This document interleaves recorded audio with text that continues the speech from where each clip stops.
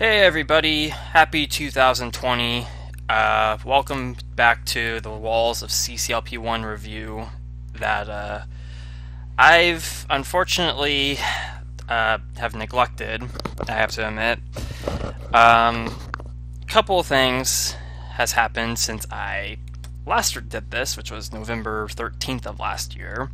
I might have mentioned it in that part, I don't remember exactly, but I went on a trip to Nebraska in early December, and that lasted about a week. And then after that, it got really hectic at my job that I no longer have, but I'll get more into that as this video goes on at some point.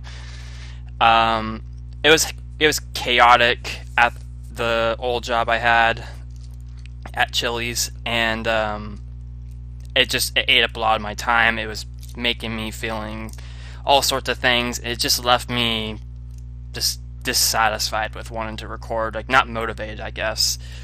So it was on a bit of a longer hiatus than I anticipated, and I think I might have said I didn't want to do that in the last video, but it happened again.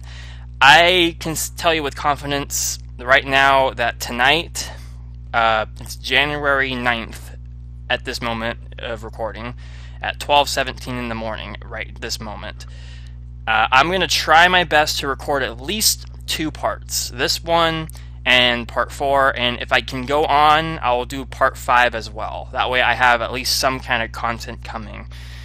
And then I don't want to push myself too far, so I don't think I'll go to like part 6 or so, but I'm going to do these in 20 level intervals still. I like the 20 level increments of this little gig I have going on here, and I don't plan on adjusting that any. Anyway, we left off on level 41, Slick Slimy Slurpee, and you know the drill with the TWS playback on this side, the level map on the left here. And let's get started with playback this solution, and I'll go ahead and read JB's comment of this level from, well, what video was it? Episode 8. Yeah. Alright. Level 41, Slick Slimy Slurpee. This is one of my favorite levels in the set. I love taking a tile template and exploring the extent of what can be done with it, and CCLP1's variety levels felt like the perfect testing ground for some tile combinations, in this case ice force floors and toggle walls and some other ones. The aesthetic was admittedly inspired by UC6 level 1, Ultimate Ship 6 level 1, but everything after that was essentially tied to each room's shape. Once I built the northwest room, using nails felt like a natural direction to go with a few of the other rooms. Some of them are more about the teleport navigation. I'm glad I wasn't the only one who thought that it was a bit tricky, and less about what was in the room. Hello, northeast section. Overall, I like the feel of this one a lot. Yeah, this level was a lot of fun to play. This section down here with the nailing was pretty incredibly clever. And very well designed. I remember throughout the process that this set was going through, as the levels were being made and whatnot, this was one level template, in this case booster shots. This was one template I was really eager to see what JB would do with, because I felt like it was one of the more unique level layouts in CCLP1, and it surprisingly wasn't one I tried to use myself. Hopefully if this gets into CCLP5 and there's going to be a Walls of CCLP5, whoever makes that, maybe me, I don't know, but maybe then I would use this template. I still don't get why the border had to be used right there. I blame Trevor Hedges for that, but anyway. things about the level that I did like, aside from everything, like this left room specifically was really sweet. How it, you kind of had to arrange the blocks in different ways. I thought that was really cool to get down here because you have that little nailing section.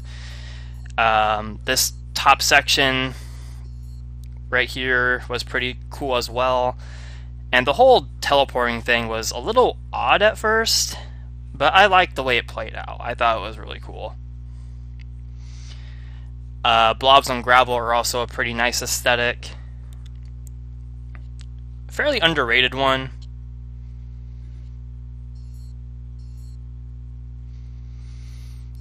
Yeah, the whole level was just well put together. I really did enjoy this one. Definitely one I would love to see in CCLP5. I mean, there's a lot of these I'd love to see in that set, and this one's just no exception. And yeah, I didn't bother getting into the hint here.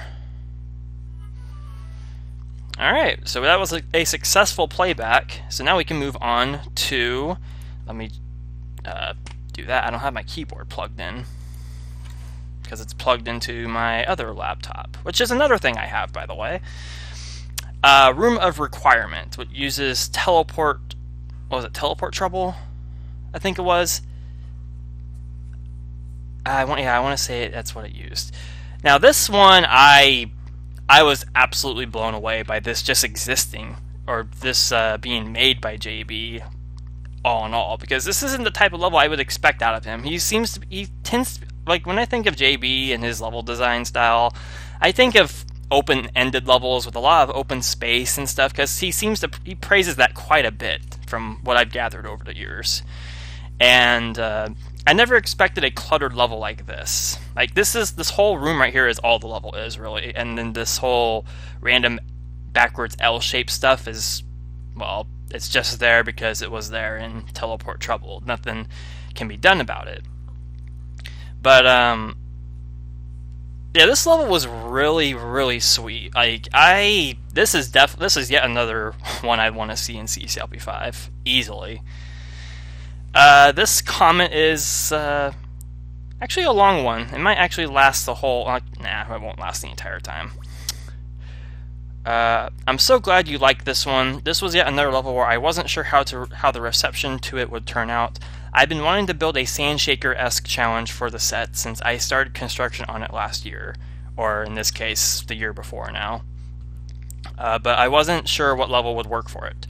Of course, Teleport Trouble just loomed in the background for a long time until I realized the size could be perfect for it.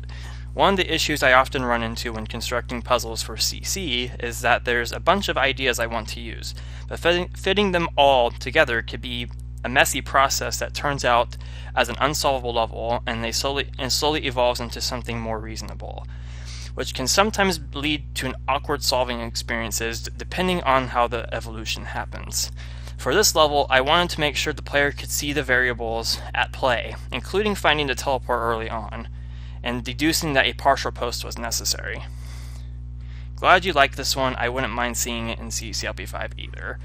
And I mean, gosh, this is honestly, this is probably one of my top favorites in the entire set. Like, top 5, I would say. That's how much I liked this. It was like brilliant. It was absolutely clever, and I think the placement could have been a little later, honestly. Maybe that might just be me, but in the context of this set, I think this could have been a little later, like maybe in the 60s instead of 42. Although I'm not sure if it was like a loose reference to the meaning of life and everything, like 42 seems to be. I don't know, but I doubt it. It was just well put together. Like, levels like this are not easy to make. I've made several like this, and these are no easy task to make by any means. They're not easy, and sometimes they can be led to being busted. And if this, I hope this isn't busted in any way. I never found anything, but if it is busted, I hope it gets fixed by someone, whoever finds it, if it even is. And this little thing right here where you have to move the block out of the way and then get that, I love that. That's so cool.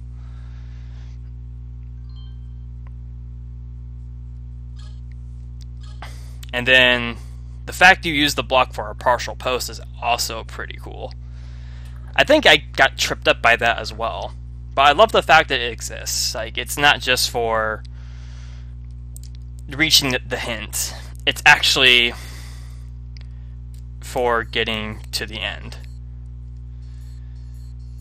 Yeah, there we go. Walls from teleport trouble.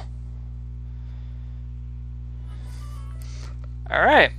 Oh yeah, we ended at level 42 with 42 time left. Cool. Yeah, definitely would give this an easy 5 in CCLP5 voting. Just no questions asked. Alright. Oh, keyboard's not plugged in. I need to get out of the habit of that. Okay, next up we have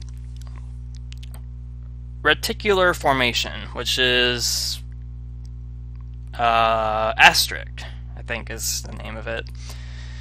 Not as long of a comment. One of the easier levels I designed from the 40 to 60 range in design order. This capitalized on one of my favorite design tropes I fell in love with since playing RGP1's Deficit. Oh, he made that? For some reason I thought Eric Schmidt made that level. I didn't realize that was an Archie level. Fun fact, I thought that was Eric's level. Anyway, taking a symmetrical layout and requiring some very asymmetric thinking to unravel it. The trick, turning around a block in a corner space, was something I want to say kind of happened by accident, while seeing how solvable the level was. I think you were screwed the first time around just based on the bombs that were blown up. I don't remember my very first attempt at this. I do remember I did screw up on this. Yeah, this is a very nice looking level. Like, definitely has a symmetrical look to it. I love the locks on the outside, and that's just on virtue that I just love seeing colors in this game. So I do tend to make a lot of key themed levels, which yeah, you know that one set. Yeah, I don't have to call it out. You already know what set it is. But anyway, yeah, I like this level. It was cool.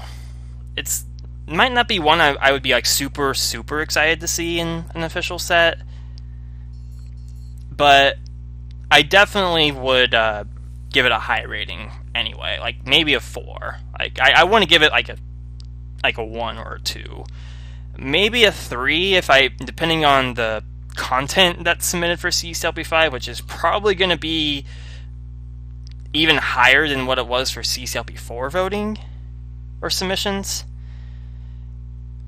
And if that's the case, that's going to be a very difficult set to vote on. Like, the quality has only improved since then. Like with this set, with this set's release and Jeffrey's sets and what me and someone else has making at the moment, and what else is there? Just several other users' levels, like VT on Discord, who is making walls of CCLP2, like a CC1 version of the set. And a couple other people, but it's all high quality stuff.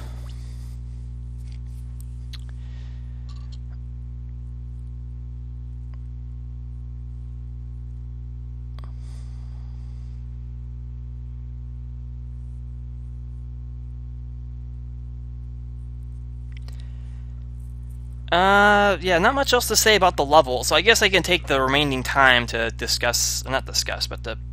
talk about something else.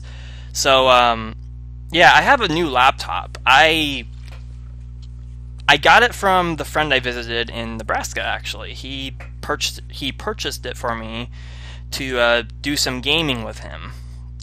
Because the current laptop, which I am recording on, which was my older one, I've had it for 6 years now, and while there's nothing inherently wrong with it, it's just slow. And it couldn't keep up with the games that we play. And one of those games is one called Foxhole, which is a war simulator type of game. Some people might have seen me playing it a lot, and that was with him. And that was another reason why I didn't really jump back right into recording, because an update was released for that game, and we jumped back into it with a couple other friends, and that took up our time a lot. It was a very time heavy game, or very time intensive game, and all that stuff. But he bought me a brand new laptop just to play with him, and I got so emotional about it. Man, it was the only thing. I think the only reason why it was bought for me was because it was a Cyber Monday special. So the laptop was half off, so it was like only $400 something as opposed to $900 something. And he was just so kind enough to buy it for me, and I pay him back when I can, and I'm currently in the process of doing that. It's an absolutely wonderful laptop. It's an HP laptop. It's like a 16 gig RAM, I think. I want to say I'm not good with the computer specifics, but nor do I really remember them. But it's a really nice laptop. I love it. And the only reason why I'm using my old laptop to record these right now is because I transferred stuff over, and I don't have this TWS transferred over. I don't have these level images over. I didn't transfer everything over. Like, there's some things on this laptop that are not on the new one, and vice versa. I already have like all my recording stuff set up on this laptop, and I have a new recording system on the new laptop that I have yet to try out. Which I guess I can ask right now, since JB has it as well. I purchased that recording thing on Steam. I forget the name offhand. D3D Gear Game Recording. I bought this and downloaded it because it was on sale, and I've been wanting to replace Hypercam 2 for a long time now, but all the other mainstream ones I have used in the past, just they're not compatible with, well, like they gave viruses on this old laptop I had, and it led me to not trust those download sites, and I just don't want to I don't want to trust those programs altogether. So I bought this game recording thing through Steam because I've seen JB open it and use it with his videos recording, and I did the same because it was on sale. And I guess I'm going to ask you, JB, since I know you're watching this, if you can like private message me and kind of explain how to use it and stuff, because I opened it and it was just, at least for me, it was super confusing. And I think the only reason why is because Hypercam 2 is just so simplistic. Like, you literally just you hit a button and that's it. And with this game recording thing, I don't know like how to really do it. So some guidance with that would be super appreciated, because I will totally use that to continue on with my recording. I can record other games as well. Like, there's some Pokemon stuff I want to do. Kind of split, not entirely split away from Chip's Challenge stuff, but I definitely want to go into the other heavy franchise I love to death at some point. So yeah, some guidance with that would be super appreciated. I'd be highly grateful for it if you could take the time to do that. I would thank you very much for that. Alright, anyway, enough of that. Get that back up on the other one. I have a timer going on the other laptop right now. Okay. Wild Child. This is a fantastically aesthetic level. Like, the aesthetics of this are absolutely phenomenal. I'm still super jealous of the aesthetics of this. It's just so, it's fitting for the title, and it just looks so cool. Let's see, play this. You get a good look at that, and I will read to you the comment story. Wild Child. This was an idea I had way back when the walls of CCLP1 crate competition was happening on CC Zone, long before the set was ever built, even down to having crazy aesthetics. One of the skills I wanted to develop in players who explored this set is dodging and dexterity, which is why every 5 levels or so is an action level of sorts. Oh, really? I'll have to pay attention to that from here on. This one is one of the easier ones, with only the fireball intersection at the top being the gnarly part. Gnarly. The yellow door by the teleport serves as a double purpose. It provides a way back while also enforcing a hint location that requires no yellow keys to be collected before attempting to reach it. Oh. Was I able to get to the hint in this one? I don't even see this. I don't even see where... Oh, I see it. It's right there. Yep, that's where the hint is. Yeah, this level was something else. It was very fun, very aesthetically pleasing, very just very fun and very nice looking. A nice theme with the dodging in here, and then the crazy exploration out there.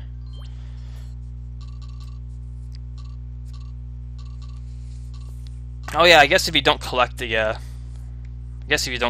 key, you can reach the hint. But I like this post phase where you do collect the yellow keys to get to the exit. Like, it actually uses the aesthetics to do this, and I love that. It's so cool that it does this.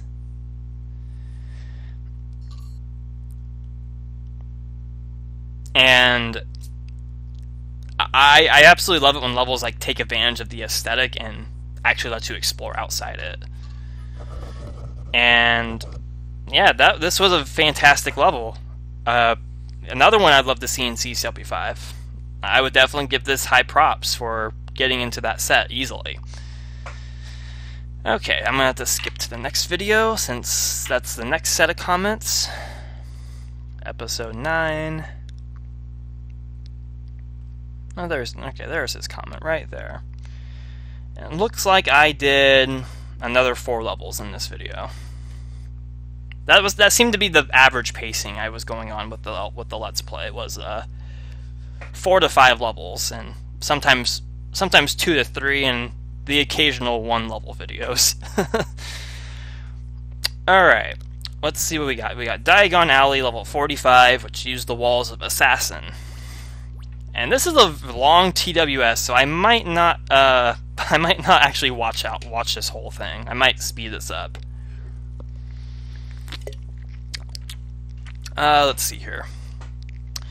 Originally titled Go Ahead and Take 10, this level, and especially the next, are still responsible for some of the most mixed feelings I have about including a level in the set. I have another more difficult Map the Path style level much later in the set, so only felt right to have an easier, though not trivial, take on the concept, somewhere just above the original Map the Path. Assassin as a layout was interesting. I thought about making it a maze that used some sort of the forest floor checkerboard, but the problem was that the diagonals were not consistently on the same parity of squares, which kind of made the idea a bit weird to implement. So some kind of monster manipulation level felt like the next best thing. I wish the level wasn't as large, or that there was more room to put monsters in spots where they wouldn't feel like an impediment, but I guess it works. The new version of the level removed the time limit and added 1 monster just so the number of extra monsters is equal. Alright, I do remember this had a time limit in the iterative releases, and it was changed to be untimed. Very good decision on that, by the way. Yeah, this is a very minor thing, but I'm not the biggest fan of these types of levels. They are cool, and it is fun to see how people implement them, because these types of levels can definitely be implemented in different ways, and I absolutely respect that. Though that being said, that doesn't mean I'm a huge fan of it, because it is the same concept. It's guide gliders to where water is, guide fireballs where fire is, stuff like that. It is cool to see how people do the concepts, but I'm just not the biggest fan of them. I think Map the Path was close to being perfect. I think if the walls in Map the Path were like gravel or something, that would have been even better, and whatnot. But that wasn't the case. Speaking of Map the Path, I had that was a weird wall layout to use in Walls of CCLP3. Yeah, that was definitely a really weird layout. That kind of led to a cop-out level, but oh wells. Oh yeah, I screwed up with that. Whoops.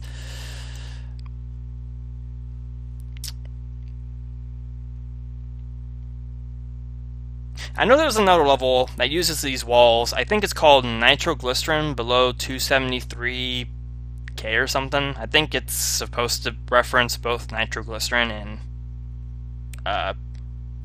CCLP1's level 51 level.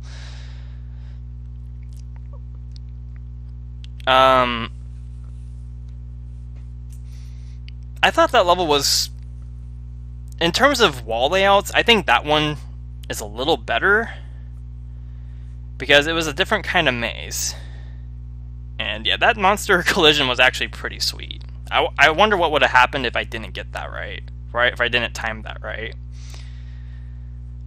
I guess I could have just killed off that fireball. Because I had what? I had a 1 in 6 chance of missing that. It's fairly low odds.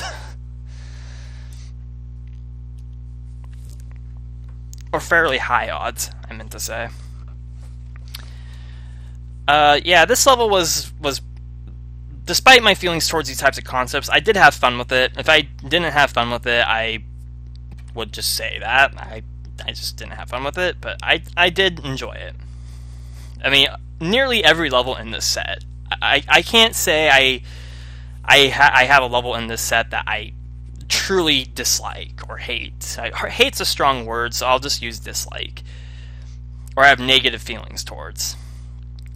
Every level in this set is very well designed, very fun to play, and very cleverly created. Like a lot of these, I'll be straight up. There's some of these levels in this set I'm jealous over. I completely am jealous over, and I might design a lot of levels, but man, if I stuck with Walls of CCLP1 myself, there's no way on earth I would have hit this level of quality with the set. I mean, Walls of CCLP3 was an interesting choice of walls to use, but there's some days where I feel like, what if I did stick out with Walls of CCLP1, like in the past when I attempted it?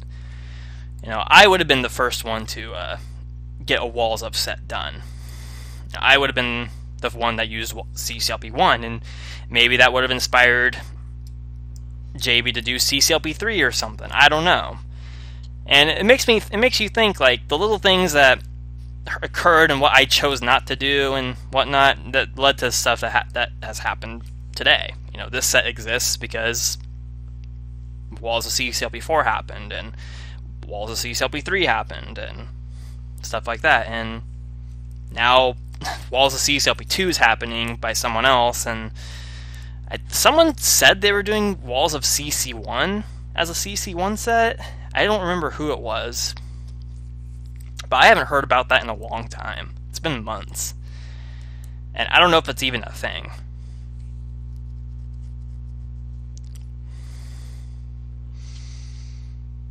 One thing I will say about this level as well is that I do appreciate that the amount of care that went into, like, the monsters and stuff. Like, there is quite a bit of leeway with this. like not even including the extra monsters, just the amount of dirt you get is pretty generous. And I'm just going to go ahead and speed this up. Actually, I'll slow it down. This gives me time to talk about some other stuff. So I guess now is as good a time as any to talk about my job and what happened. Like why do I no longer have a job? Well, as I mentioned, it was chaotic and everything when I came back from Nebraska because of the holidays and stuff. You know, people are lazy. When they go Christmas shopping, they want to go out to eat afterwards. That's just how society is. Well, even before I went on this trip, like October, November, like even when I was recording the first 2 parts of this stuff was going on. I was being treated severely badly at this workplace I had. Like, severely badly. I was being disrespected all kinds. I wasn't getting any breaks. Yeah, I wasn't getting any breaks. Like, if I took a break, I would have gotten in trouble. That's how bad it was. I couldn't stop to eat anything when it died off. I couldn't catch a minute to catch my breath after a really intensive rush. That just was not allowed. That it came across as being a sin in the place. Like, that's how bad it was. And on top of that, after I came back, I realized I don't keep up with everyday life. I don't watch the news or nothing. So I wasn't aware of this, but apparently California's minimum wage went up at the start of the year. It went up to $13 an hour, I believe. And I was getting $14 an hour at my workplace. Well, right before Christmas, I got pulled into the office by my ex-boss, and she told me that my pay was being lowered by $1 because minimum wage was going up.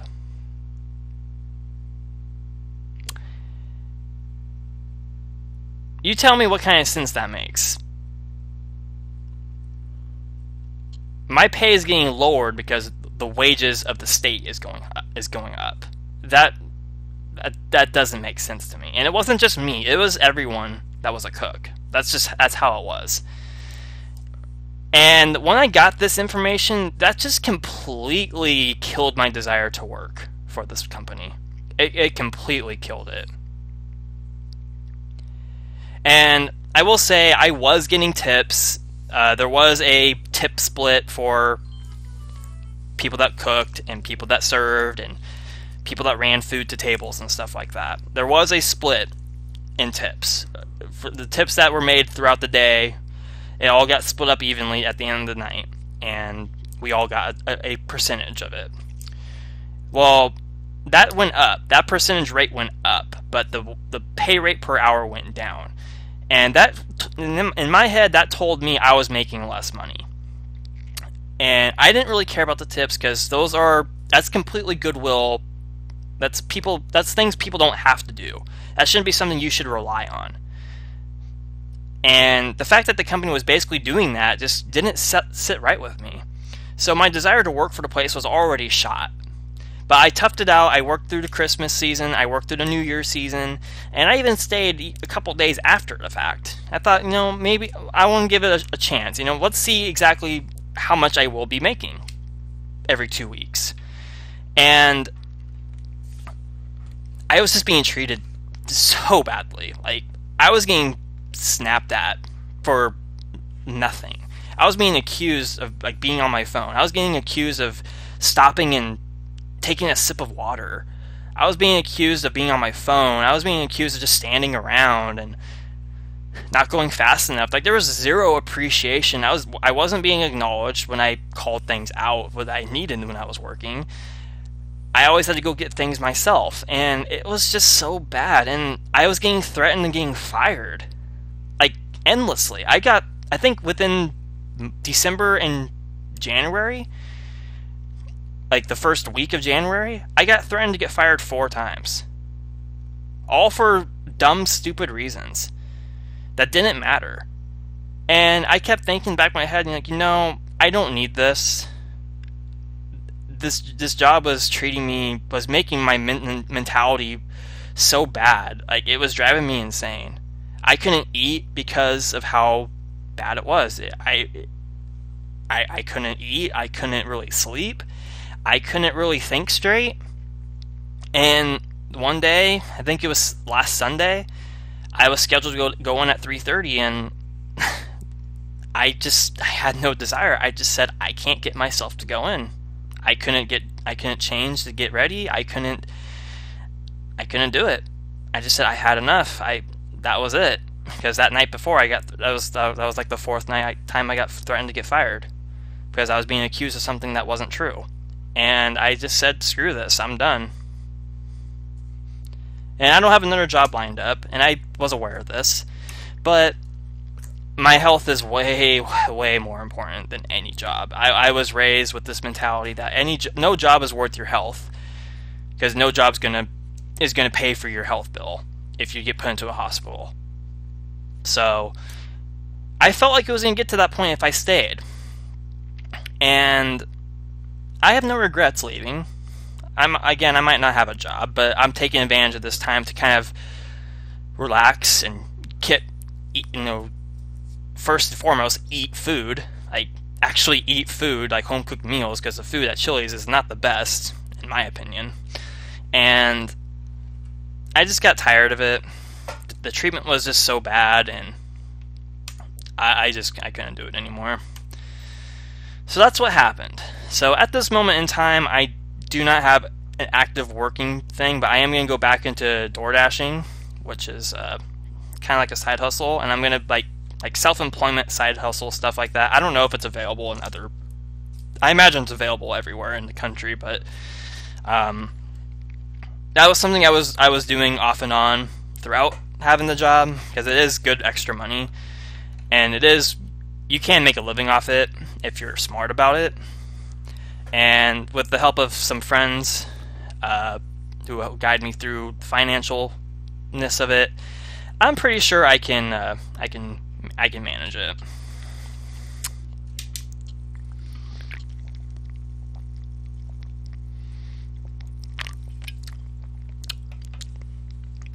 All right, I already started this thing because I don't want to be talking about my personal crap this entire time. All right, sidestep sideshow. Slideshow is actually the name of a level in Joshua Bones' Walls of CCLP1, so I kind of wanted to put some distance between this level and that one with respect to title second words, while still referencing the circus type theme level, theme of the original. Part of the problem with this layout, and I guess some of the Tom P layouts in general, is the massive contrast in open and claustrophobic spaces within the same level. The fourth store room near the northeast was definitely inspired by the level by Andrew, which is Crack in the Armor, while the upper left sections had a bit of inspiration from Jeffrey's Fast Travel Temple in Ultimate Chip 4. I wish I did a bit more with this layout, but at least this breaks the puzzle levels a bit with some good old collecting. Yeah, I've said this numerous times throughout the LP of Walls of CCLP1, but Tom Patton's wall layouts, they are pretty tricky. They're not easy to work with. I can't think of a single one that's easy to work with. I mean, even in Walls of CCLP3, I only had 3 of the 149 levels I had were Tom Patton levels. So I didn't have as many to work with as JB did here with, I think, 12 or something like that. I don't know. I don't remember how many he had. But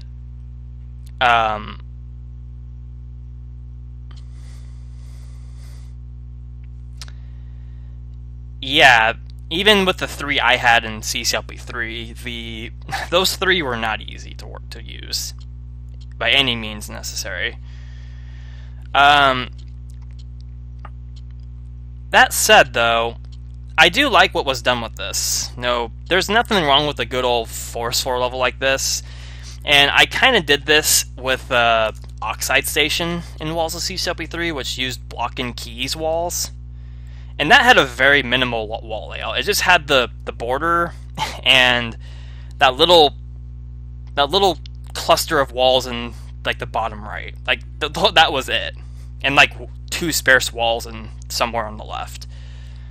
Like, that's all I had to use. So I made a forest floor level and used bug cloners as quote-unquote walls to split up the difference.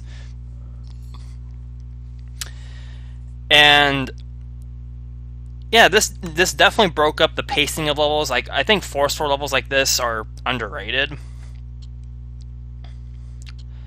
I mean, I can see them as being overrated or overused because it's, you know, that's all they are, is forest floor levels.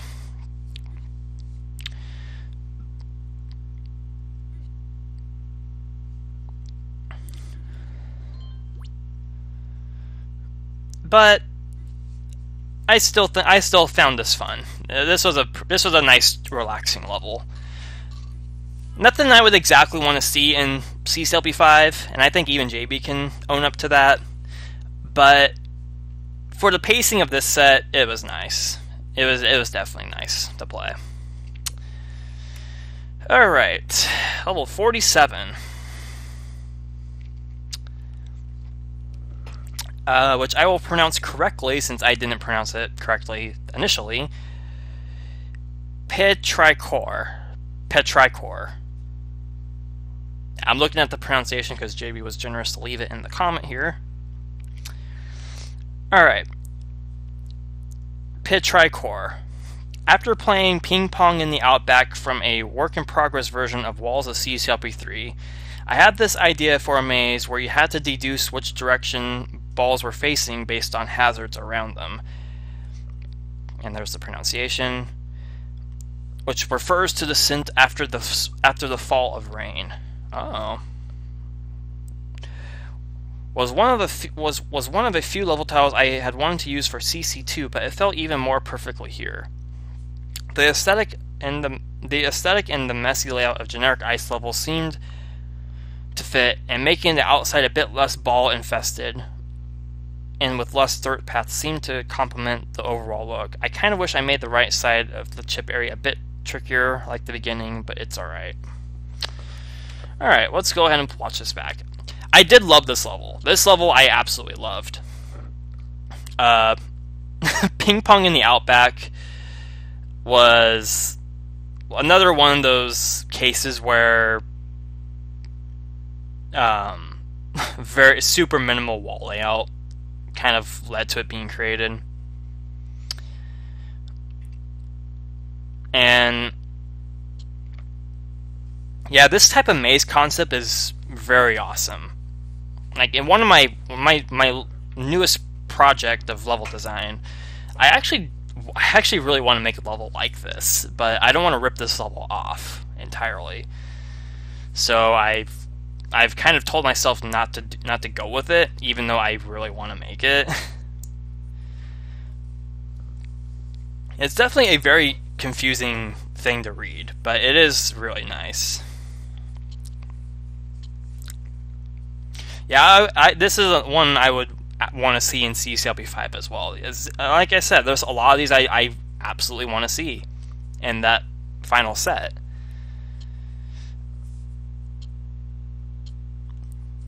Yeah, that little cluster of 3 right there, it is a little simple to reach all 3 of them, but I mean, what can you do?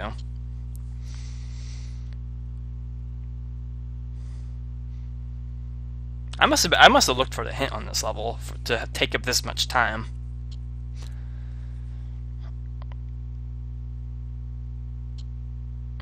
And having to go around all the way to get to the socket, that's really cool. And yeah, this is yet another level that takes advantage of the outside aesthetic to get something done, which in this case is getting to the exit.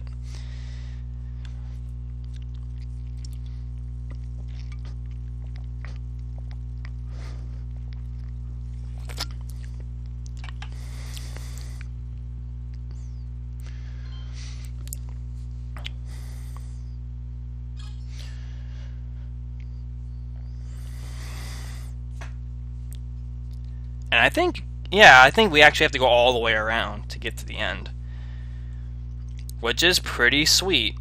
That's what it does.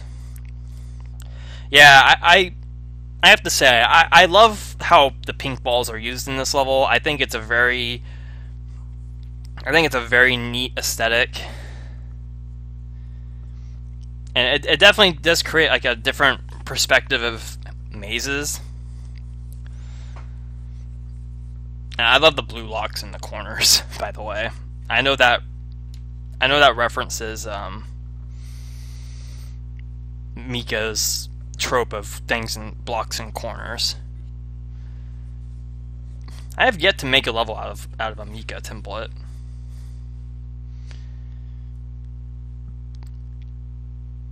Oh no, I take that back. I kind of did use generic ice walls. I kind of did use generic ice levels walls for Thieves' Den. Yeah, we're just gonna fast forward this. I went all the way back to the hint. That's why it took so long. All right, yeah, that would definitely get a 5 for me in voting as well, if it is submitted. I can't see why it wouldn't be. All right, next up we got Feet After Feet, and this one uses heat conductors walls, which I want to say this was one of the later levels that was made because it was such an awkward layout, which it is. Sorry, it was Josh L. era. I'm not the most fond of that era. Just saying. Alright, so we start off with a 2-tile wide Sokoban, which was the trope that I went with in Walls of CCLP3.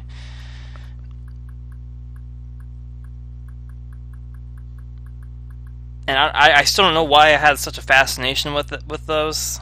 I just did.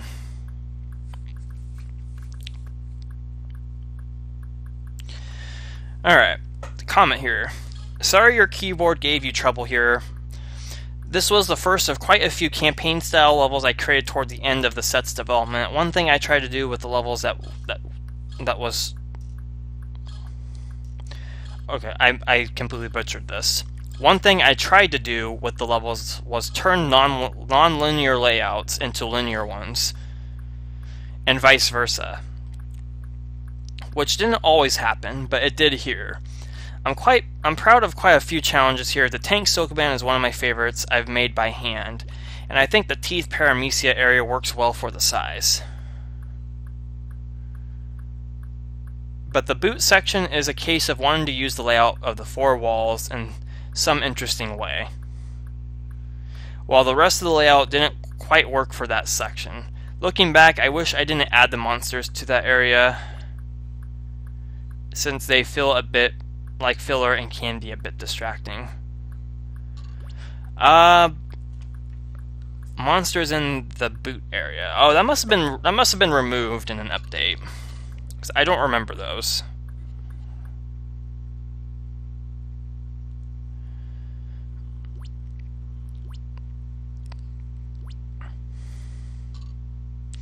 Yeah, I have to say I am quite impressed with how it does use I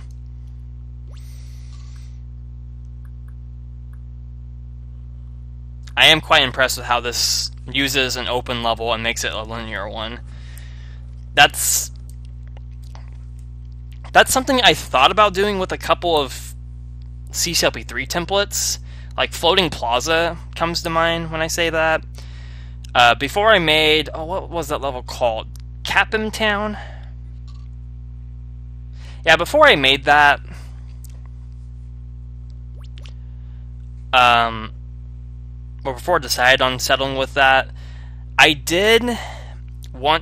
really wanted to make it a linear level. Like, fill it with blocks and, like, make it linear. But that just felt too cop-out. That just felt like a cop-out to me. And while there were my fair share of cop-outs in Walls of CCLP3, I didn't want Floating Plaza to be a straight-up one. So I didn't go with it. But here, I do absolutely love the fact it turned it into like a campaign-style level. and I'm not the most pleased with this with the level layout here. I mean, Heat Conductor was one of the more surprising ones of mine in CCLP1. I mean, it's not one I'm dissatisfied with by any means. I am quite pleased with Heat Conductor being in CCLP1, but I think I had better levels that could have been considered. But that's me saying I'm saying that with the lack of knowledge of just how well Heat Conductor really did in CCLP1 voting, because I don't know how well it did. But yeah, this toggle wall section is really cool. That's something I kind of did in Toggle Lounge and some other set of mine.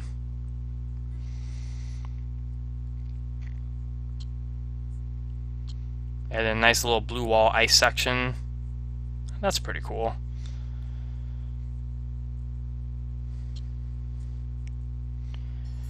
And then we have this ending section.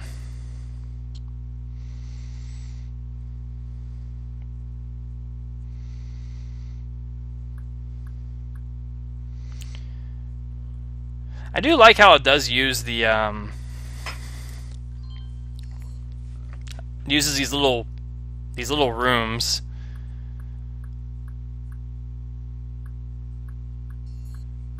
as well. It doesn't just fill them with blocks or something.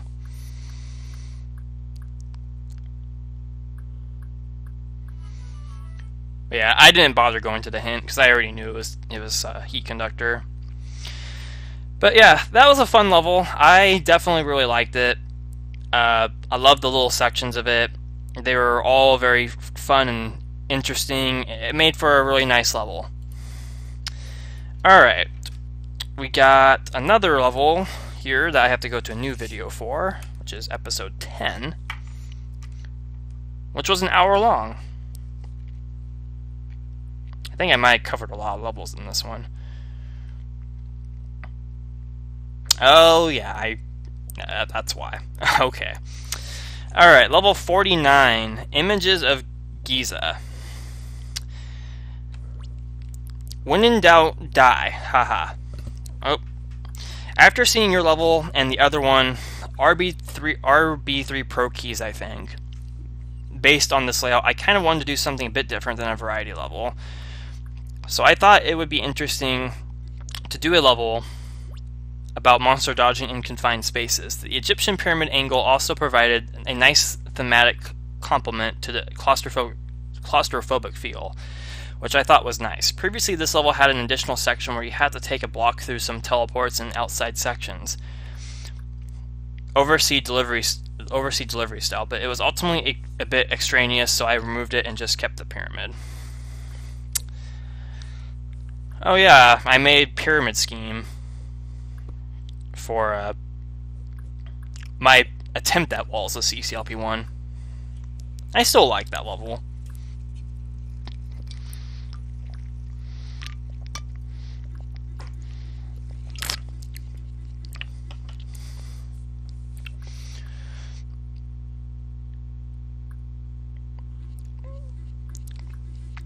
Yeah, this was an interesting way to use Key Pyramid, I have to say.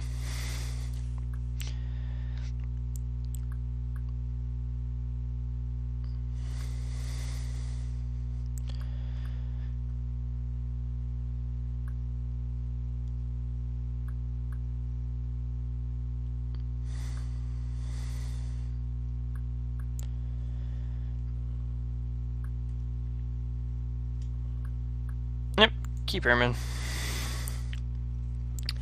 Alright, yeah, I didn't really have a whole lot to say about it. It was a neat level. I totally respect how it was created and like had the direction it went towards. It was fun. I probably wouldn't give it a super high rating because, I mean, that's all the level is, but I did like it. It's nicely designed for sure. and most importantly, it's absolutely fun. Alright, now we are on Light the Fuse. Oh yeah, this level, this is a weird one. One of my least favorite levels of the set, to be honest. I originally had a work-in-progress level called Cyclone of Destiny that used the bottom space for a presumably complicated button synchronization puzzle, followed by a gratuitously long ice slide to the end.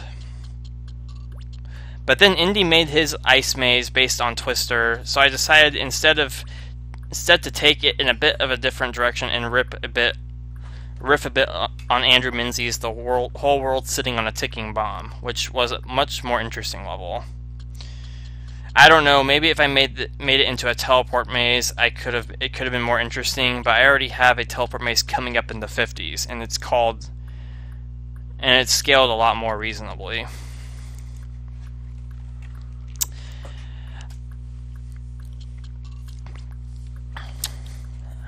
To be fair, and to be bluntly honest here, I'm going to take my headset off and try to adjust my mic to be still plausible. To be fair here, he says Indy's level that makes this an ice level out of Twister's walls. I have to say, I personally find this level a little bit more interesting than what Indy did with the ice maze. I don't remember what his looks like. I haven't really seen much of Indy. I haven't really seen much of Indy in general. He's been kind of... I know he's still around, but he's been kind of silent these past few months.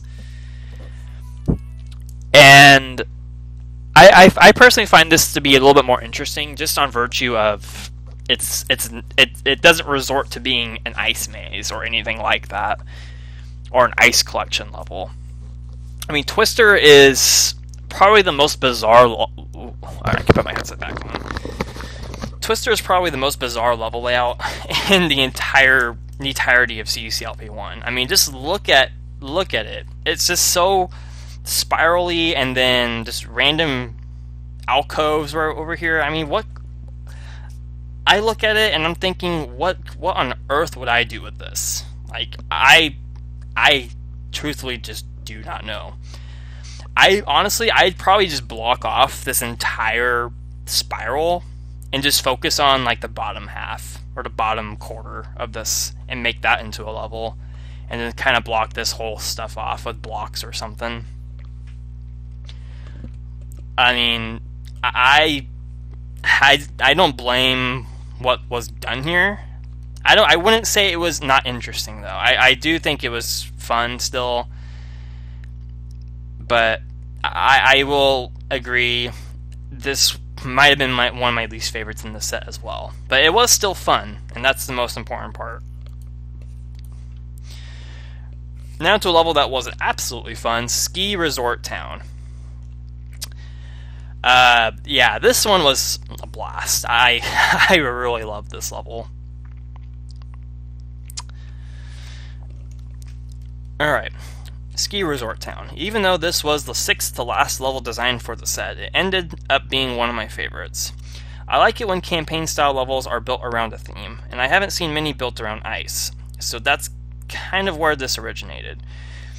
Initially, I built the opening button challenge used in aeronautical engineering into the northwest corner of this level, but after that level was built shortly before this one, the ice theme collocated, I don't know what the word is, a bit more. The opening room was with the teeth I thought about making as a nod to Josh L. 4's Secret Society of the Teeth. Oh, that's a fun level too. But pushing a block through a clamp of teeth became more of the final result. It took a while to determine how the blue walls would be placed. I kept adjusting the position so it wouldn't be easy to cook the level, or at the very least you could uncook it like you did here. Then comes the Northeast Sokoban, right here. Not meant to be anything hard, just mainly built for the cool symmetrical look. The southwest corner was was the one where I wasn't sure what to do. I didn't really want to do anything with blocks since blocks were already used in the original level in that area. The key swapper was what I ended up opting for. Oh, this corner right here. Originally, the ice corners were normal ice until I discovered that you could slide across them and get what was on the other side. The other Sokoban at the bottom was an enjoyable section to design. Symmetrical, but requiring some asymmetric thinking to unravel. The next few sections with the balls, particularly the former, are filler. But the second one ended up a bit more trickier than I anticipated. I originally had 3 water spaces to pass the teleport to fill. But this just got to be a little much, so I removed one to the room with the ball. The rest of the challenges are arguably my favorites. The Forest Floor Sokoban was meant to be a way to use the layout in a way that was diagonally symmetrical, and then the Devil Maze bridging at the end. Especially the cross-shaped formation on the one layer. I really enjoyed messing with. There's actually a second way to handle that bit, which involves going across the top then down, but it requires starting from the left, which is why the hint is placed where it is. Overall, one of my favorites, and one I'll hopefully be pushing for in CCLP5 one day. And I can say the same thing. I will definitely be pushing this for CCLP5 as well, because this was an absolute blast. Mugfa is honestly another odd one, but just the way it flowed and the way it all came together was just so satisfying. I kind of felt like this. One thing I kind of thought about that this level was going to fall victim to, like the Tom P layout trap, where it would be it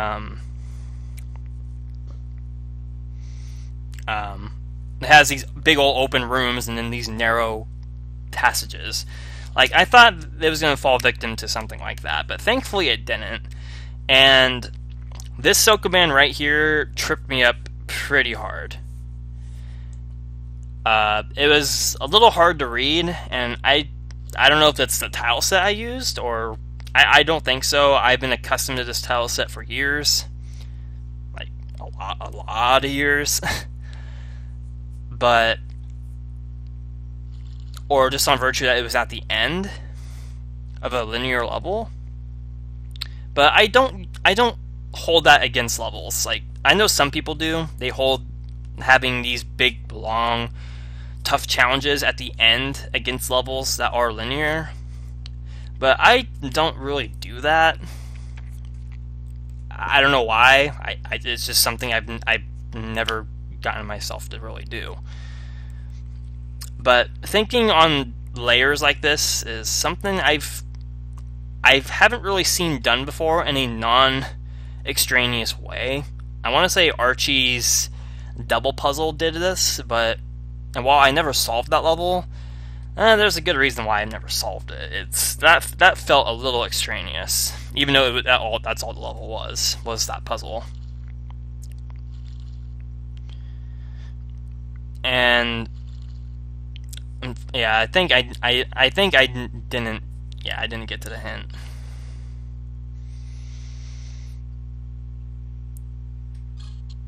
But it's so cleverly set up. It's brilliant. It's absolutely brilliant.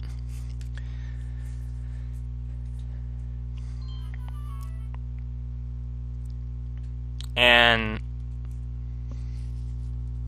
yeah, I will definitely give this a 5 in voting easily. Yeah, that's definitely something I want to see in the final set of CCLP5. Alright. Through a through a mirror dimly. Not much to say about this. I wanted to make a trading places level with the teeth since playing Swip Swap from the other 100 tiles. and Shadowrun, with the exception of one tile filled in by a cloner,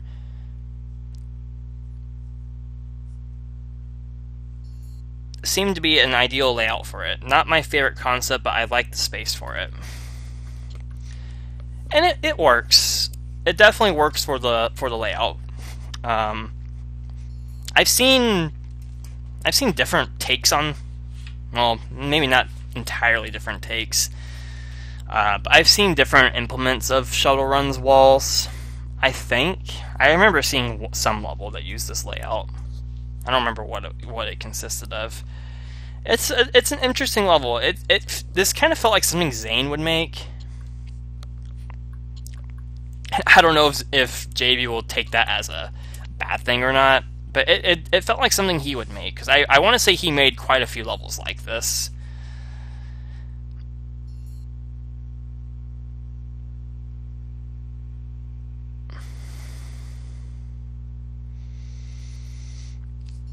It was definitely a little awkward to read, but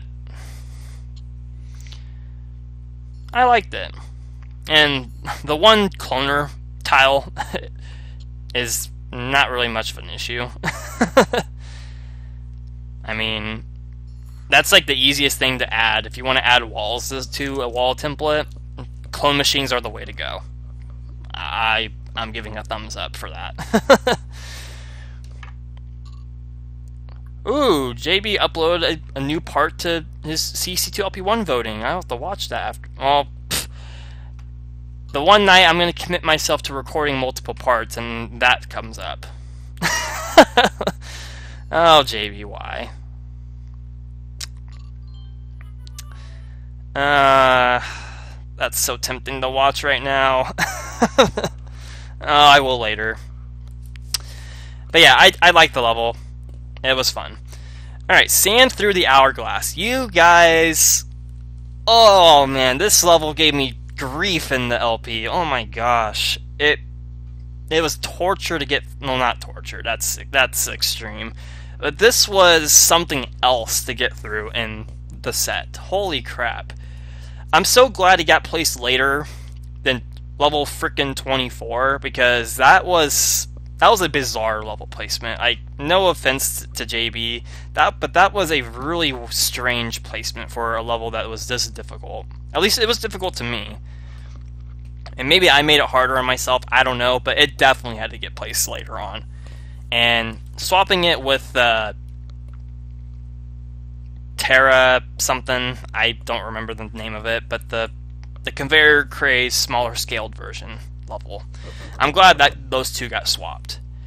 Alright, so let's watch this for the final time. And we can read this comment. I don't know if you rewatched the original episode with this level, but if I recall correctly, you caught the trick with the door on the right side back then and never opened it, which helped quite a bit there. In this case, it was the one thing preventing you from moving forward. As much as I feel like this level is one of the red-headed stepchildren from the set, I do agree that it's fun that it's not busted, which is why I built it such that you can't take red keys back and forth between sections.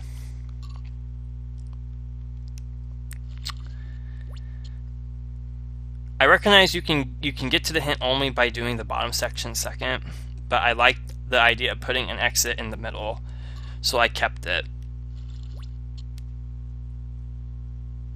You could also do the bottom first and get an extra key for the top, but after everything the level requires, this didn't seem to be a big deal. Now should I go... Now let me go back. This level is an interesting case because this actually has two different comments. And I have to go back to episode 4 where the placement originated from, of level 24. So let's see. I can read the comment here. And we'll read this comment. After watching your video and reading Martin's comments, I've decided to switch this level out for one a bit later in the set for the 1.0.0 release. I wasn't expecting it to be so tricky, but I can see why the key puzzle in the bottom section is confusing. At its core, though, the object of the puzzle is not to open is not to open the least amount of doors, but to be economical about the keys you obtain and use. You can get to the hint by opening up the 3 doors on the column, with the water space leading to the 2-tile wide room at the bottom. Which is only a net loss of 2 keys, and you're opening up the path for the block to be pushed back through. Then you can get the chip on the right side by opening up the door between it and the key 2 spaces above it, which gives you the key you need for the hint.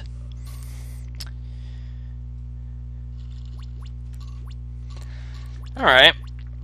Yeah, this was definitely the one level in the set that gave me a lot of trouble. And despite all this, I did still like it. It was completely fair. It was just... It was a little difficult, and mostly because you don't get to keep track of, or you don't get to see how many keys you have total in CC1 like you do in CC2. And this is where the hint is.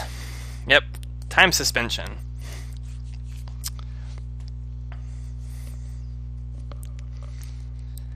And I could have just went down through the teleport. I think I wanted to go to the middle. I think I had some satisfaction thing going on for exiting in the middle like that. But yeah, despite my feelings towards it, it's a fun level. I would honestly say it's CCLP5 material for me, and that's me saying that even with it stumping me so bad and all that stuff, it was still fun. I really did enjoy it. It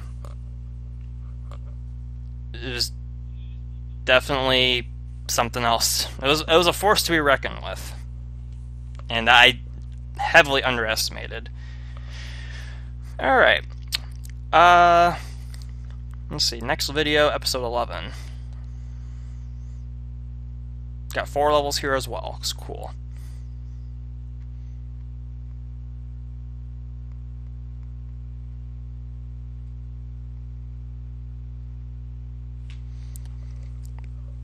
Alright, level 54, minor setbacks. This is a blue wall level. I think uses the layout of Metal Harbor, if I remember correctly. And there's going to be a lot of oofing here. So I think I'm going to adjust my headset a little bit, put it back to like that, so I don't have to listen to the audio. But you guys still get to hear it, although vaguely. And I'm going to speed this up just a little bit. I can. Okay, yeah, the speed meter thing is a little weird. Okay. Minor setbacks. I guess I could have kept the water and made a level similar to Indy's take on this layout, but I wanted at least one level in the set that turned a dominant tile into blue walls, similar to walls of CCLP4's Blue Wall Factory. Metal Harbor seemed to be a candidate with a lot of potential, especially with its lone water tiles and broken paths. I was somewhat inspired by Stress Fracture when making sections like the center column, but the overall theme was removal of obstacles, which made the maze much more free to roam as time went on. My favorite room is the Little Silkman, but they all work together fairly well. Didn't think about Miscellaneous, but that's actually a good comparison. The title is a reference to a Super Mario Party minigame. Oh, okay. Yeah, definitely a very fun blue wall level that wasn't just a maze. It was a lot more. There was a lot more going on for it than just collecting chips and stuff, which was always refreshing to see when blue wall levels do this. Yeah, the Sokoban on this right here, that was really nice. That's probably one of my favorite Sokobans in the entire set.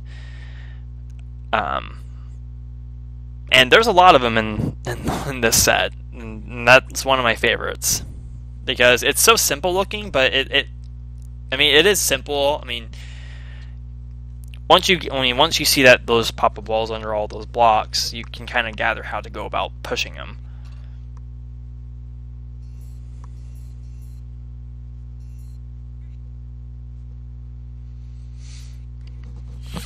and all the other stuff, you know, the tanks and the stuff like up here and everything. It was nice. I definitely liked it. I'm sorry I don't have a whole lot to say, but one of the consequences about these videos is that they get so long that my mouth gets dry, like the longer I go, and that's kind of the iffy part with going into part 4 right away after this, if I do, and I would love to, but it's really hard on my mouth, and it just gets dry. I don't know why. I'm not the most talkative person in the world, but it's not like I never talk at all. So yeah, I don't know why it's like that. But I mean, I have a drink that I've been drinking while I've been playing, or not playing, while I've been recording and talking and stuff. And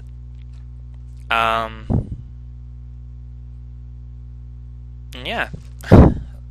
But that's not to say this level wasn't fun. I did love this level a lot. And this is where we take on this Sokoban, which is absolutely cool.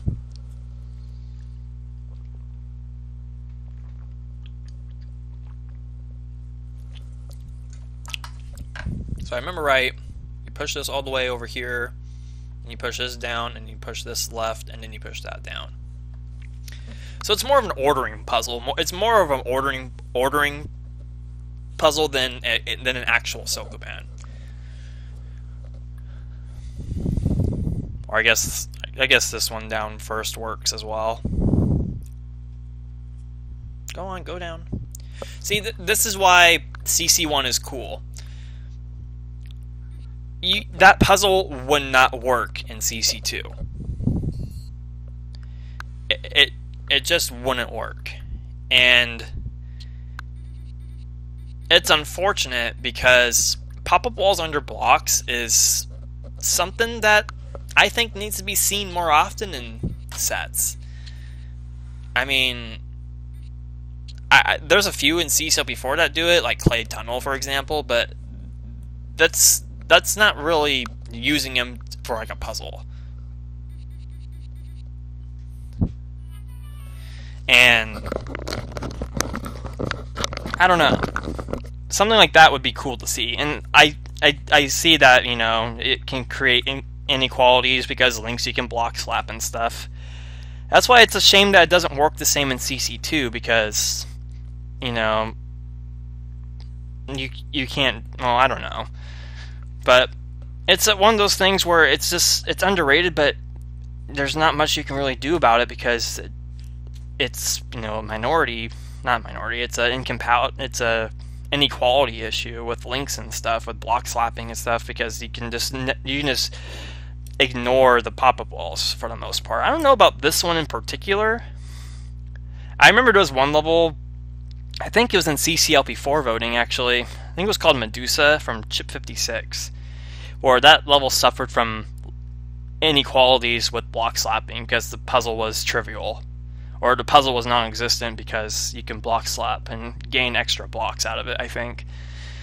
But yeah, I definitely enjoyed the level. It was nice and colorful, nice and fun, yada yada yada. It used the layout of Metal Harbor extremely well, and I enjoyed it. Alright, level 55. Monachropsis. I think that's how you say it. I considered making secret passages into a block pushing level with a nighttime jungle aesthetic, but this idea was later used for Dig and Dig. This level, on the other hand, gradually became my attempt at a surrounded by the end sort of level.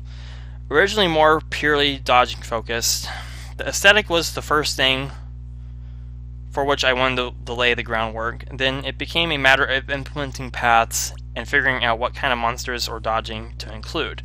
At first, I kind of wanted to see how many different fire interactions I could get away with including, but then it became gradually more bug and fireball focused. It probably could have been a bit stronger as a level if those were the only 2 monster types, to be honest. But I like the way it turned out. The title is a reference to a word that means feeling out of place. Oh yeah, there is a walker in this level, isn't there?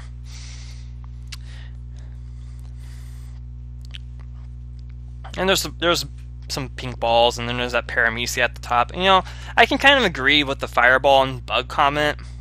I think it'd be a little bit better with just those 2. But the ball dodging, it breaks it up a little bit, and the paramecia up there, it does add some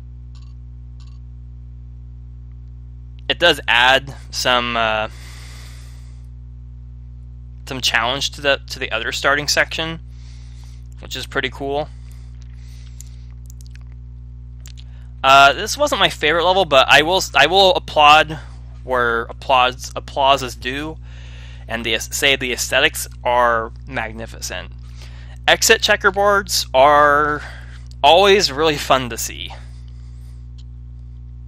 and this was no exception whatsoever. And this room with the fireballs is really cool as well.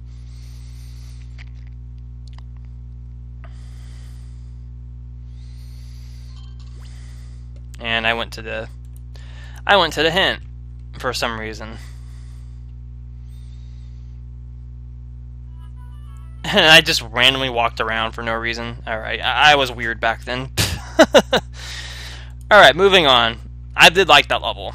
And I like this one as well, Glitter Glazed Glacier, which I know the reference to that one. It's the second world from Ukulele, which is one of the LPs JB did that I actually watched. And that was a fun one to watch him play. It's not a game I'll ever play myself, but it was fun to watch him play it. Alright. When in doubt, turn a confined space into a teleport maze. This was made on just day 2 of the set's development, and was an attempt to build something for a tough, rigid layout. The red key was meant to be the tricky collectible, but I sometimes get lost when going for the skates in Exit 2. So I'll consider that a victory for a maze. Yeah, there's absolutely nothing wrong with going this direction with these confined level layouts and making them into teleport mazes. I know Jeffrey did that with keyboard malfunction socket layout. He made it a giant teleport maze. And I want to say he did the same with block pick, which was kind of surprising to see that be a teleport maze of all things, but that was its own. That was alright, I guess. I did like this one though. It was another level where it broke up the pacing quite well, and it definitely made you think about where to go left through certain teleports, like how to get to that one guarded by the red door. And once you get the skates, it kind of becomes a little easier.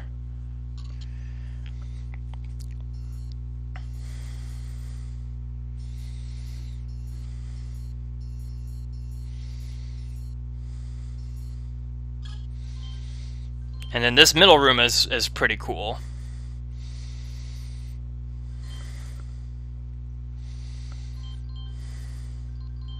Walls from Rhombus. Alright.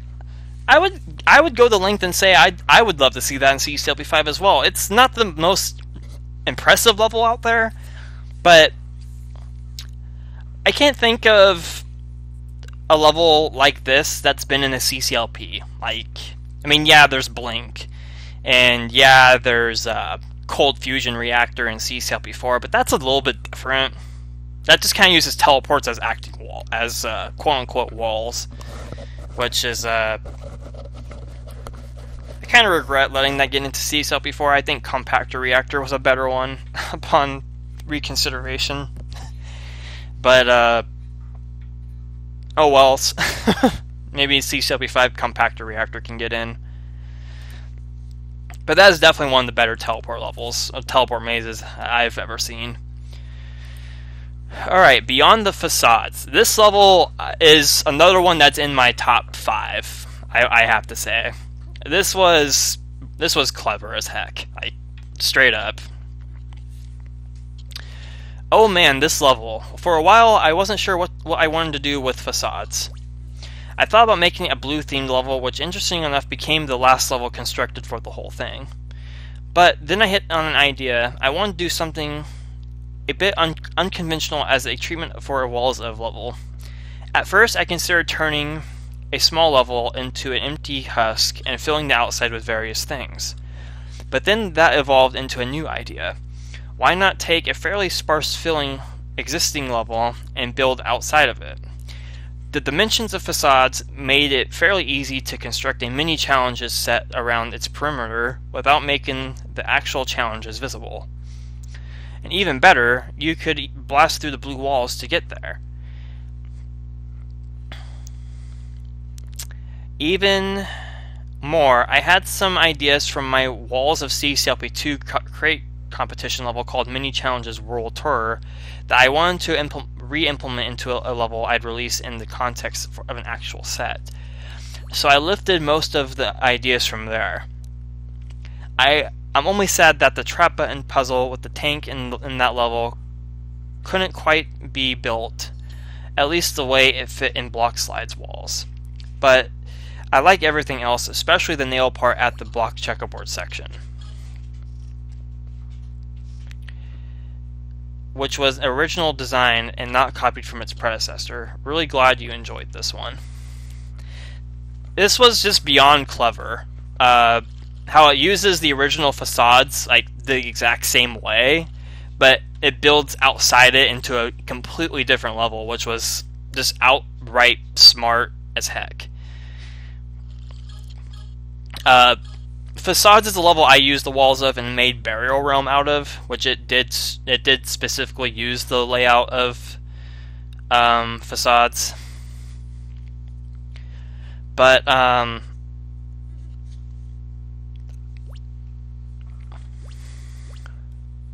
yeah, I absolutely loved it. All the challenges around the outside were cool. They were absolutely fun.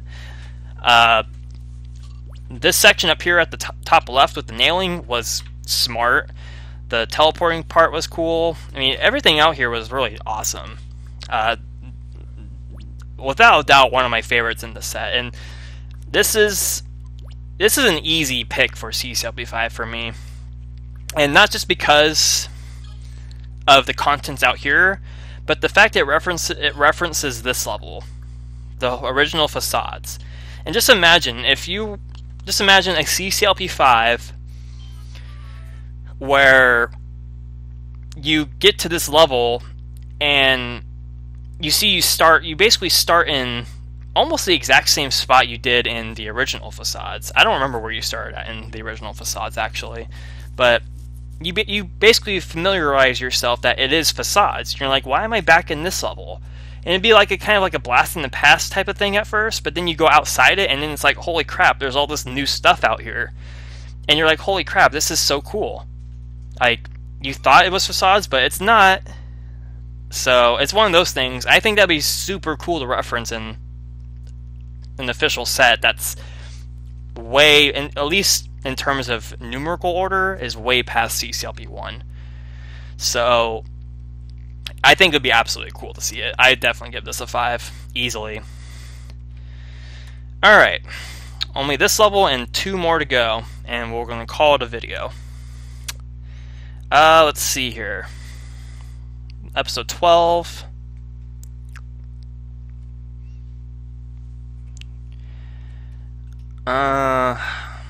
Comment's not loading for some reason. There we go.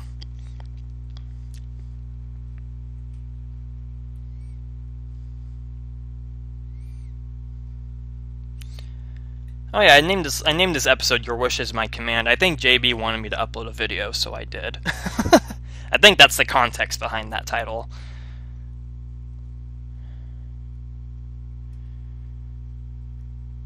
Oh, we got some good levels to review on this one. Unfortunately, one of them is going to have to wait till part 4. All right, 58, Heisenberg Uncertainty Principle. This was one of those levels that I ended up constructing out of a sense of obligation, unfortunately. At the time, there wasn't any walker-focused levels in the set, and the layout just seemed perfect for an open melee challenge. As it turned out, I'd build a few more walker levels by the time the set was done, but even with that caveat, I'm not terribly upset about this one. I just didn't want to do another maze since Jeffrey already went down that path, and I like his take on these walls much more, to be honest. The toughest part was just getting the right amount of chaos. I went through several iterations that were either way too lenient or way too chaotic. I think this amount is just right. You hit on the main concept I wanted to focus on, which was setting the difficulty for the whole thing by choosing how many chips you wanted to get off the bat.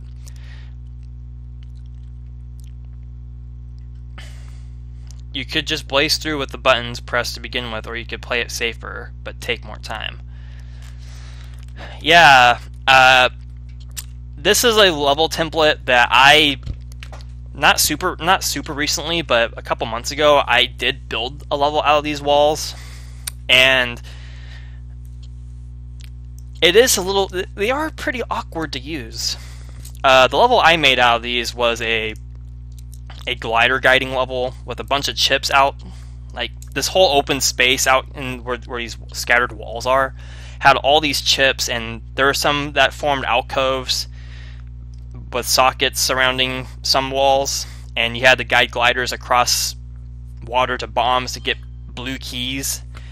And the whole thing was an abstinence puzzle where you can only collect so many chips out of the whole thing. And I think I was trying to go for the hint and I failed. But I ended up making that out of these walls because it was one of those things where I wanted to split off from Jeffrey's choice tools and then this level, and I wanted to make my own different take with them, and I think it worked out nicely. I did enjoy this level. It kind of felt, I'm sure if I went about it differently, it would have been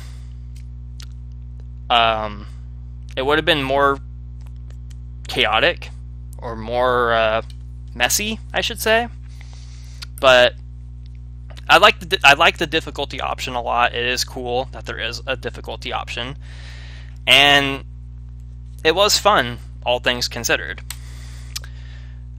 Alright, Warehouse. This level was so freaking amazing. It was so cool how it just fit perfectly in this space. Like, look at this space. You have these perfectly evenly spaced rooms, this ice between all the walls, and you're on top of a wall at the start. You have the thieves circling around you and stuff like that, and even the traps up here are really nicely placed and everything. Nicely designed level. The outside with the pop-up walls and invisible wall and appearing wall mazes and stuff like that is so cool as well. Let's play this back and watch this baby play. Warehouse. Dynamite's walls were interesting because even though the original level's jumble of bombs and blocks didn't seem to have any rhyme or reason upon first glance, the walls had a neat symmetry to them, which opened the door for a much more structured look. This was another attempt to highlight an often neglected tile, in this case thin walls, and later the optional hint path and invisible walls. I wasn't sure what to put in each little section until I started thinking about how much I could make tiny soka bands in the limited space. But I also wanted to make each one present its own unique gimmick. From the vanilla one in the northwest to the anti-disrupted caves one in the southeast, the bug one was mainly meant as a subversion, especially after the tricky walker puzzle. It's not meant to be particularly hard. I thought about putting a green door in front of the exit path, but I wanted to have some kind of symmetry with the toggle walls and trap buttons, so I ended up going the route I took for the thin wall corridors. The title of the level is a callback to CCLP2, except instead of just one warehouse, you have a warehouse full of warehouses. Yes, quite so. Yeah, all these little sections with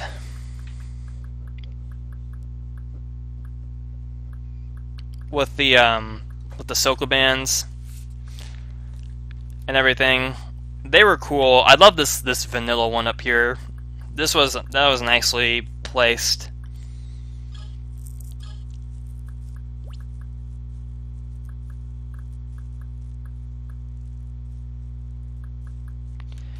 And then this subversion is pretty cool, actually. It's different, and it splits off from everything else, which is what makes me like it. Let's see. I guess I'll let this play out, because there is something else I wanted to talk about, and it is pretty freaking recent, too. And I could just do that. Is that what I did? No, I covered up another button to make it a little faster. Okay. But, CC Zone is shutting down February 1st of this coming year. And,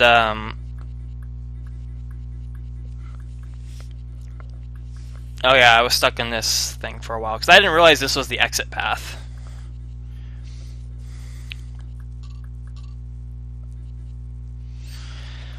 But, yeah, CC Zone is shutting down this coming year, or not coming year, this coming month. And most, if not all, the data is being transferred over to a new forum on bitbusters.club, which is a fairly about a year old. Actually, I think it's exactly a year old as of today.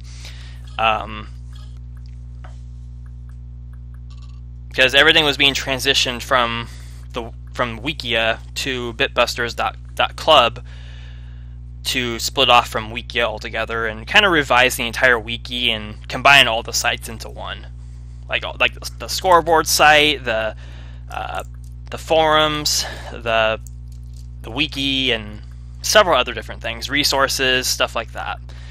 And CC Zone is going to be added to this as well, and kind of rebuilt and refined into its own new form, which is exciting. It's definitely gotten me back interested in the type of stuff, because if I haven't made it apparent, a lot of 2019 was I kind of separated myself from the community in a lot of different ways. The events from last April really did affect me, not just with the community, but with personal stuff as well, because it all happened at once. It all piled up on me at one time, and I had to kind of make a decision on what I wanted to do. And I kind of chose to split off from the community, focus on other more important friendships and stuff.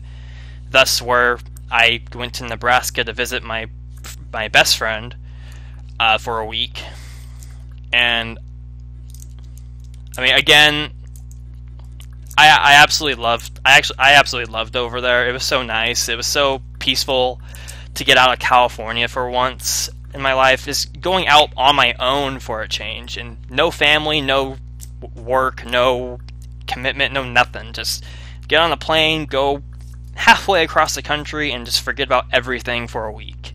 It just felt so refreshing and wonderful and everything. And it all led up because I made the decision to split off from the community for a little bit and focus on this friendship with my friend and all these other sort of things. And this hint placement is cool. I love this big old empty room. It's so cool. Hey, I said it, big old room. I know JB likes that I say that, I guess, from what I've heard.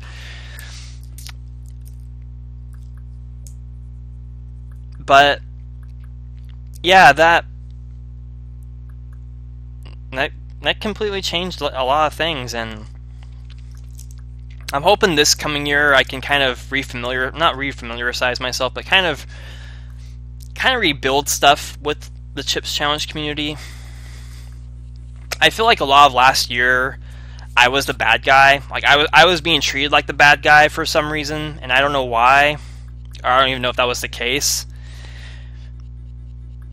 But from being demoted from a Discord server moderator to, you know, kind of being shunned, I was trapped in this for a while. Come on.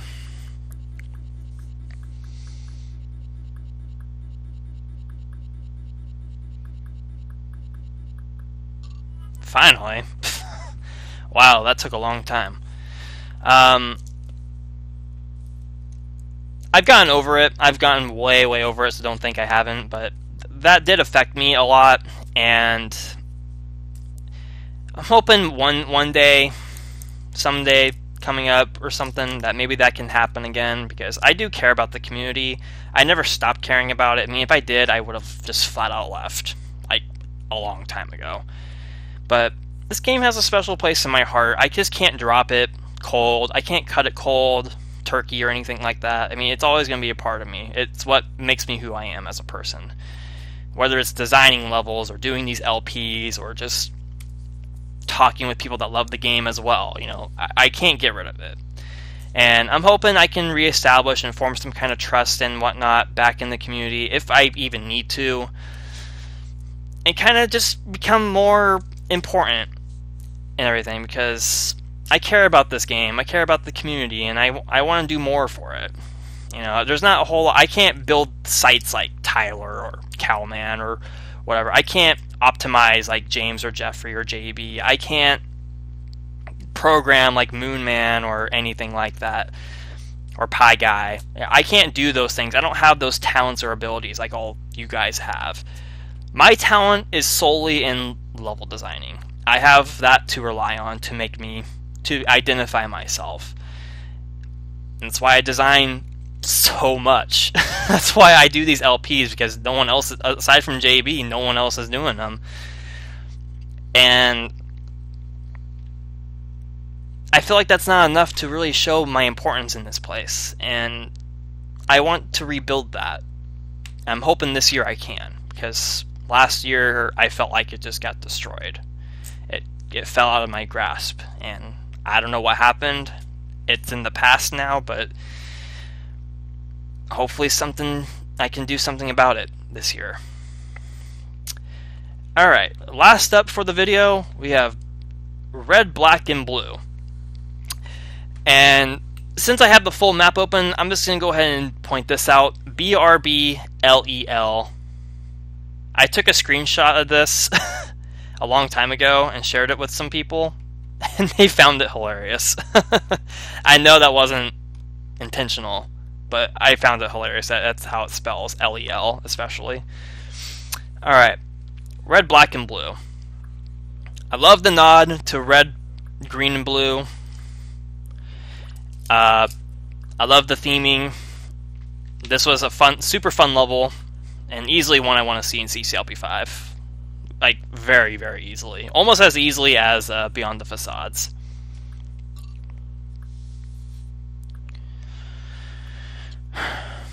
Alright. Yes, the lack of Oxford comma in the title and its callback counterpart made me cringe a bit, but I wanted to have some congruency there. So this one, along with Sand Through the Hourglass, were my attempts rather late in the set's construction to build puzzles that were baked into the back and forth of key swapping.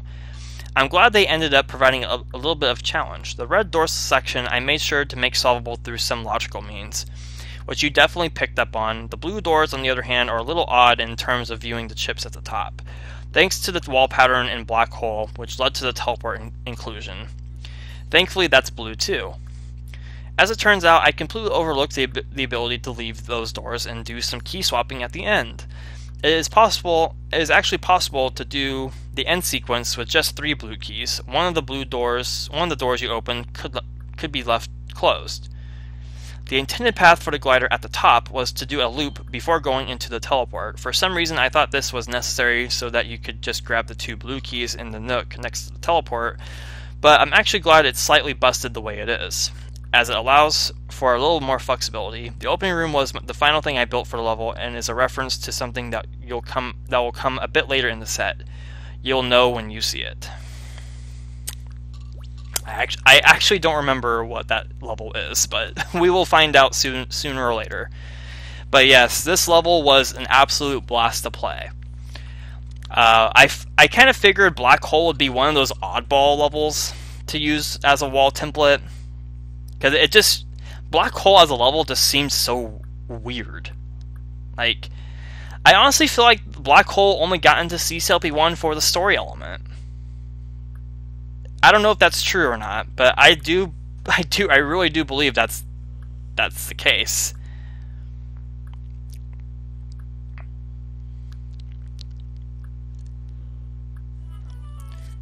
But I had fun with this one. That was a super fun level to play. Another high pick for CCLP5 one day. I'm realizing the more I say that, the more I'm realizing that set's really going to be difficult to vote on with all these amazing levels. I have a feeling that's going to be a very tough set to assemble. And it's kind of making me want to be on the CCLP5 staff one day, not going to lie. I have thought about it whenever that does happen. I have thought about being on the staff for that. Maybe not necessarily leading it, but I would definitely love to be a big part of it for sure. But we'll see what happens when it gets to that point. Until next time, guys, I'll just do that for consistency. I'm going to end this video here. It's just shy of 2 hours. I'm going to let my voice rest for a little bit. I'm going to try to record part 4 tonight. It's looking unlikely now, honestly, but we'll see what happens. If not, I will definitely record. I can definitely record a lot more often now, since I'm not committed to a quote-unquote job. I am essentially self-employed again, so I have all the time in the world. I can make time for myself whenever I need to, accordingly. So I will come back with part 4, hopefully in not 2 months' time.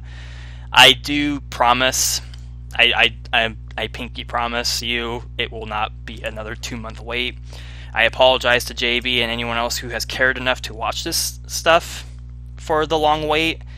I do hope you understand the reasonings behind it. It's not intentional whatsoever. It's not that I don't like doing this. If I didn't like doing this, I wouldn't be doing it. Just stuff happens. Life happens. There's nothing you can do about it. And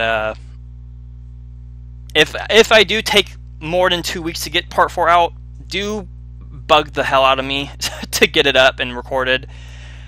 I sincerely do mean that. Do pester me, and I will do it. Because I might forget, but I'll try not to.